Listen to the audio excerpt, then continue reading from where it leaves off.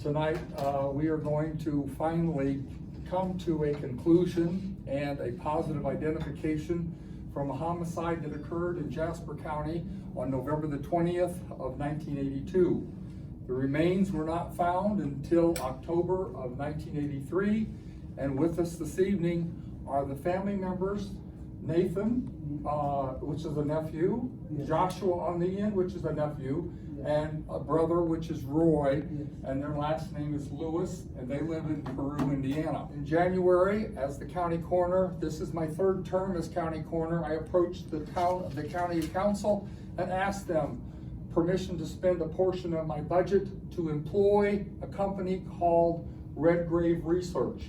Anthony Redgrave is with us on Zoom, and I will give this to Anthony shortly, and he'll be able to explain to you far better than this old country county coroner can on how we made the determinations and show you the things, hopefully, that will give this family a little bit of rest and comfort, knowing that we can return their brother's remains and their uncle's remains back to them to be placed in the cemetery at home in Peru, Indiana.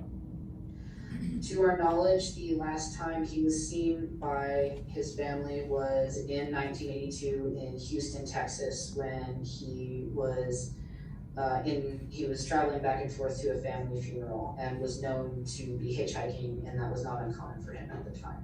So no one was terribly concerned, but they did not hear from him after that time. We researched the case itself, and many of our team members were already fairly knowledgeable on the activities of Larry Eyler, and we were already aware that there were a number of unidentified John Does associated with him. And Kathleen Zellner had gotten an affidavit from Mr. Eyler stating where he picked him up, and they had drank some beer and they had taken some drugs, and they wound up here in Jasper County, where he basically bound him, gagged him, and assaulted and killed him, and left his remains in a field. And it wasn't until the following October, when a hunter was out running his traps, his fox traps, and he discovered a portion of a skull, and the police were called, and they went out there, and that's when the investigation took place. Yeah, actually, when we were growing up, my dad always told us the mob killed him. So, like, we didn't, I think it was just a joke, pretty much. But, like, my dad said he just disappeared. He was there one day and then gone the next. Like, the closure is nice, you know what I mean? To find out that, like, nobody gave up and finally figured it out. Actually, I went around town in Peru. It was kind of like, when I found out, it kind of like drove me nuts a little bit. I'm the only one that still lives in Peru.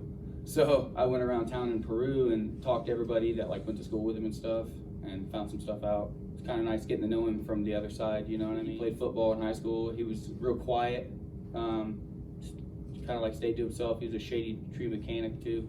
I was the first one to go to the field. Okay. And the call I got was it was a monkey skull.